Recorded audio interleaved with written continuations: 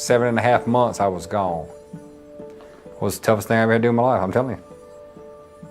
Because, you know, having kids, and there's a lot of single parents over there now. You know, they say, how do you leave your kids? They say, well, how do you leave yours? Until you feel it, you don't know what it's like.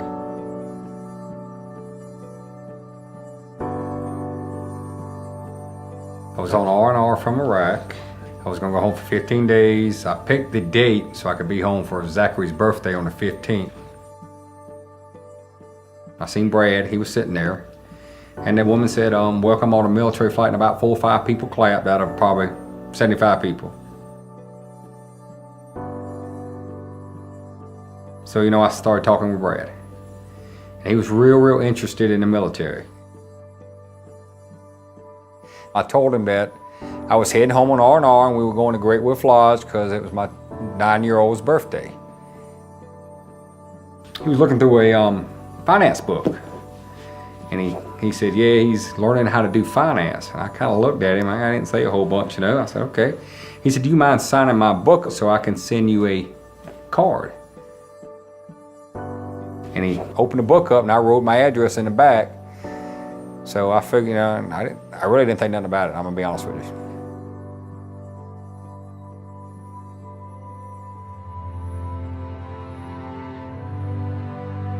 When we landed in Columbia, I say got off the plane, and that's when I seen, you know, my little one. I ain't seen him but 5 days. He was born September 1st, I flew September 7th.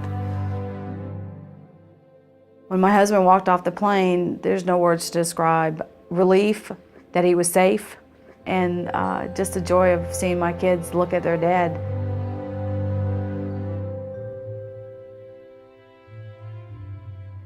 He started to walk off and Brad looked at me and he said, thank you for your service.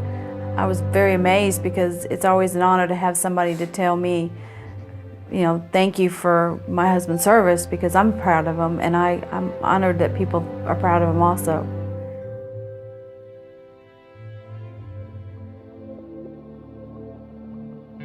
That Friday we went to Great Wolf. We got here and, you know, 9-year-old, he was so excited, you know, he loves to come here. So I go up and get in line, and we owed a pretty good balance. I think it was 4 days. So I go up there, tell him my name, and he says, Mr. Glasscock, you have a message on your account. He said, from Brad. I said, I don't know no Brad. And he said, Brad said have a good time from Atlanta. When he said that, it clicked. I said, oh, Brad, oh yeah, sounds good. So I get a fella credit card, and he says, he starts going through the thing, and he says, okay, Mr. Glasscock, it's paid in full. I said, it's paid in full by who? He said, Brad. I said, well, who? He said, Brad, and he said his name. He says, guess what, babe? And I said, what? He said, Brad paid for a trip. I said, Brad? I said, who's Brad? He said, that's the guy I met in Atlanta. And I said, no. He said, yes. And I said, speechless. I mean, you know, for somebody to do that for us is just unreal. We feel we're blessed, but for somebody to go out of their way to, you know, fill our dreams to pay the rest of our trip was awesome. It was amazing. It blew my mind, I'm gonna tell you right now. It takes a lot to get me, and it got me.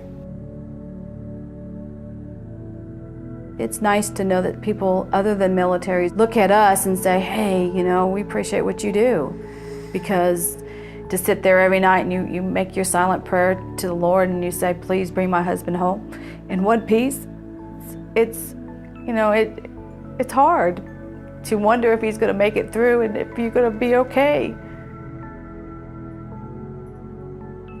When you give to others, it makes you happy inside.